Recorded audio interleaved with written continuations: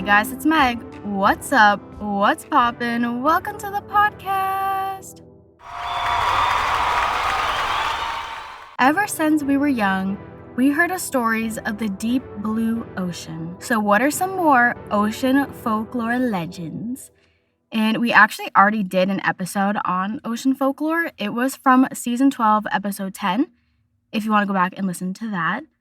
But I found some more fun facts and some sailor stories and sailor superstitions. We're going to deep dive, pun intended, into this episode. I think I only have two sources. I honestly don't remember. The first source we have is blackthornandstone.com, and it is Here Be Monsters, Sailor Stories and Nautical Folklore from May 21st of 2020. And we're going to start this episode with some sailor superstitions. One of the very first superstitions it talked about is whistling. Apparently, if you're whistling on a ship, it is said to be a challenge to the winds and it can summon a storm. And then there's also belief that whistling could anger the gods of the sea. And then I didn't understand this because it was just randomly thrown in under whistling, but it also said that it's unlucky to use the word pig at sea. Hey, what's up? It's Editing Meg, and from multiple sources, it seems like it was considered to bring bad luck because it was believed pigs couldn't swim. I honestly don't know what that had to do with the whistling, but that sentence was thrown in there. The next superstition is it is bad luck to kill an albatross. I have no clue what that is. I think it's a bird. I could be wrong, so Editing Meg. It is a bird, and to me, it looks like a mix of a seagull and a duck. Thank you for that. But in a 1798 poem called The Rime of the Ancient Mariner by Samuel Taylor Coleridge, it apparently referenced killing the albatross and bringing bad luck. Another fun fact, superstition, I don't want to really call this fun, it's a little weird, is in early times when a ship was launched, like when a ship would leave the port, we're going to reference that in a little bit, was splashed with human blood as a tribute to the gods of the sea. I just want to know where they got the blood from. I should have never Googled this. It said, supposedly, it was from human sacrifices. And some sources was even saying that it came from people that were being held captive. That was a fact I didn't need to know. That's my first question. But today they use wine or champagne when a ship leaves the port. That sounds a little bit better. But I want to emphasize that they called the ship a she. And I feel like a lot of times whenever you learn about a ship, she always has, here I'm using the pronoun, the ship is always named after a woman. And it is because, this is the fun fact, kind of fun, kind of not fun, but a ship was giving a female name in token of it becoming a quote-unquote bride to Poseidon or Neptune, who are gods of the seas, which is why ships are referred to as a she. I never knew that. That's crazy to me. So another superstition is cats are welcomed on board a ship, but women aren't. And it was saying that it's because the women can tempt the sailors, give them siren vibes. But a pregnant woman's allowed on a ship because that's not tempting to the sailors. We're just going to move on because I don't want to spiral on that. So a lot of sailors have tattoos, and it is said to be good luck charms which ward off evil, and that it comes from an early practice called garlanding the ship with flowers as a way to please the gods, which is why some sailors get flower tattoos. I never knew that. There was also a diagram on this website of stereotypical tattoos sailors get, like the anchors and stuff like that. And it was explaining why and their purpose. I didn't write that down. This is Hey Guys, it's Meg. It should be expected by now if you've been following me. If you haven't, hey guys, my name's Megan. I never do enough research. It's just this might be the last superstition. Light a cigarette off of a candle, kill a sailor. And this was before the Industrial Revolution.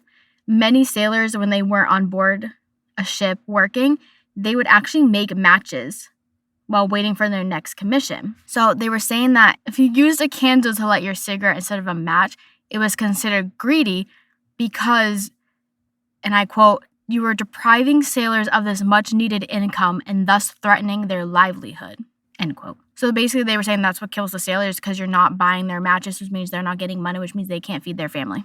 And then after this, it was talking about the Kraken, the Mermaid, and the Flying Dutchman, which I talked about all these in the very first episode, so I didn't want to repeat any information. The next thing they gave, though, was the Legend of Duhul, Dahul, and it's honestly on the same concept of the Flying Dutchman. There's a ghost ship, an awful captain doomed in bad storms. They actually gave the whole entire story on this website. I did not write down the whole entire story because it was really long. I just summarized it up. SparkNote edition. And that is everything I took from the first source. But do you think I stopped there? No, because this episode would be really, really short. Source number 2 we have is thelivinglore.com. Sea Myths and Maritime Folklore. Tales of the Deep, which was posted June 17th of 2025. And this had some similar information as the very first article. It also had some of the same concepts as the very first episode we've done. So I just pulled stuff that we haven't talked about. So number 1, because they divided their thing into sections, is the sea as a symbol in mythology. So in Greek and Roman mythology, Poseidon and Neptune, they rule the sea. And a trident that controls waves and storms is shown in both cases. And it represents the unpredictable nature of the ocean and its ability to both sustain and destroy life. Another mythology thing, concept, story, tale, legend. I don't know what to call it. We have the Norse god Egir, E-G-I-R. Definitely pronounced it wrong. But this god, they embody the sea's dual nature. They offer lavish feasts to the gods and engulf sailors in deadly tempts. And then Oceanus in Greek mythology. This is a titan who personifies the great river encircling Earth. This is highlighting the belief that water is a life-giving and omnipresent force. Sometimes I wonder why I copy down the big words, acting like I actually know what they mean. Because you know what? I may be a reader, but at the end of the day, I don't know big words like that. I looked up the definition of omnipresent, and it was just saying that it means being in all places at once. And we're going to skirt real quick here because I recently discovered a new controversy in the book community. Apparently, somebody made a post saying that authors need to stop using big words to check their ableism. And I feel like we could do a whole podcast on this because that honestly blew my mind. Because what do you mean? What do you mean your ableism? There is a dictionary. There's the internet. If you don't know what a word means, go look it up. Omnipresent. I had no clue what that meant. I had an idea because, omni and present, if you separate the words. But I just Googled it. Are people not doing this? Are people not Googling words they don't know? What happened? This is why there's a literacy decline. I'm concerned. But basically they were saying that the sea is always symbolized as this entity that is both good and bad. It can bring life and can also destroy life. The second thing that this article referenced was mythical creatures of the deep. That's it. I don't know why I thought I was going to continue. It's just mythical creatures of the deep. And again, it referenced mermaids, sirens, and the Kraken, which is all in the first episode. One of the first creatures, monsters maybe, that it referenced is Leviathan, Leviathan. And this is Jewish mythology, and it is a massive sea creature that represents chaos and God's power to control it. The second creature it referenced is a Selkie, and I don't know if this is in the first episode. I don't know if I just did this research on my own, but I swear I've talked about Selkies before. But basically, they are in Scottish and Irish lore, and they're seals. But they're not normal seals. They're seals that can shed their skins to become human. I know. Interesting concept. It's kind of like a cloak they put on. And they're often tragic figures caught between their desire for freedom in the sea and their connection to the human lives. But they're kind of like sirens where they tempt people. Pretty sure. The third thing they give is maritime superstitions and traditions. And they talked about naming a ship, but they didn't talk about it in the same way as the first article. They said that it is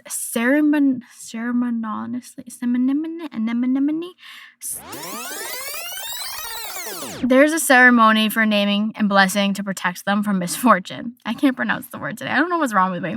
And it's saying it's bad luck to rename a ship because it's believed to anger the sea gods. So you can never use the same name twice.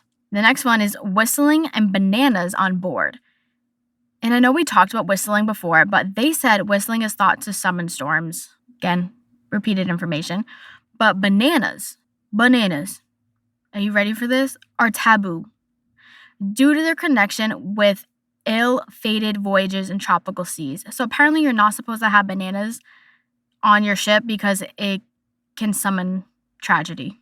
And then offerings to the sea. In Polynesian cultures, sailors make offerings to the ocean before a long voyage, seeking safe passage in favorable winds. The fourth section, tales of sunken cities and lost civilizations, which we did an episode on ghost towns. I was going to do an episode on lost civilizations, and the first one that they mentioned is Atlantis. And I did not write anything down about this because I think we're going to do a podcast episode on this. I think it would be so fun to talk about Atlantis. And I swear there was another sea-related tragedy similar to Atlantis that happened, or they're claiming happened in life. I can't remember what it's called, but I really want to do an episode this season on Atlantis, so stay tuned because we're going to do it. The next city they talked about, I don't know how to pronounce it. It's just a Y and an S, so we're just going to call it YS. The sunken city of Brittany. Breton folklore, a city was swallowed by the sea due to the sins of its ruler. Dahut, D-A-H-U-T. Its church bells are said to still ring under the ocean. That's kind of scary. The next one is Kumari Kandam and Tamil folklore. This city is a sunken landmass thought to have been the, what did I write? It looks like it says cradle of early Tamil civilization, connecting mythology with historical speculation about rising sea levels. Skirting. Have you seen the thing about the octopuses in the sea? There's they named it Oclantis and Octopulus. Octopulus, what's that supposed to be? Because it's Atlantis, Anyways, skirting. Apparently, there's these two groups of octopi. I think that's plural of octopus. And they built themselves these little civilizations, and they're actually living in it as a community, which is weird because an octopus is said to not be a social creature. They're very much a loner. So the fact that they're living in little cities, they're starting to study at these scientists. And apparently when they don't like somebody, they literally just evict them. They swim over there, and they yank the octopus out of that house, and they tell them to leave, basically. And I think that's the craziest thing ever. And we're not talking about it enough. Because what do you mean that they're getting together? That's weird. And the last thing they talk about is the sea and folklore today. And they talked about ghost ships that exist still. There's the Megalodon myths. With the discovery of fossilized Megalodon teeth, the idea that giant sharks still lurk in the ocean exists. It could be true. There's still so much of the ocean that we have yet to discover or know about. So there could be creatures and beings that are real, that are living there, and we don't even know it. And that is everything I took from these websites. So we're gonna use our affirmation before we end this episode. We're going back to Magical Messages from the Universe by Alexis Raccoon. So let's cue some ASMR shuffling. That's never ASMR shuffling, but maybe one day it will be. I love the ocean. I love the sea. I could literally live there if possible. I know some people are ooh, I just threw. This one flipped out, so I think we should also use that one. Hold on, because I just dropped some. I really wanted to just yap about the ocean, but apparently not.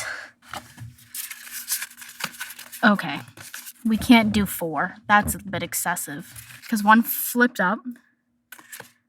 I think we will use that one, but okay, so we're going to try to shuffle 3. I can't really shuffle 3. I don't want to do 4. That's a bit excessive. Just trying to shuffle messily so one will fall out. Come on, one of you fall. Flip, do so. Oop, okay, that one flipped. We're going to use that one. We'll have 2 this week. Cue the drum roll, please. So the first one we have, this is one that fell on the floor, is, I'm not even joking, it says, nah. You are not stagnant. The transformation is just happening within. The one that flipped on the deck as I was shuffling that I kept in my hand is, and suddenly all the possibilities, opportunities, and inspirations will sparkle all around you. Stay open. And that is our affirmations for the week. So, next time the warmer weather comes around and you're maybe going to the beach or the sea, just know there is some folklore and legends and superstitions around it. They're rooted in history, they teach us some lessons, and they're pretty fun to learn. Thank you for tuning into this week's episode of Hey Guys, It's Meg. You can follow Hey Guys, It's Meg _podcast on Instagram for updates and good times. Come back next Monday at 9 a.m. where we're going to be talking about what July month is, which is crazy that it's already July. How are we going to be 7 months into the year already? I feel like this year just started. Why is it flying by so much? I'll see you on the flip side. Peace out, Girl Scouts.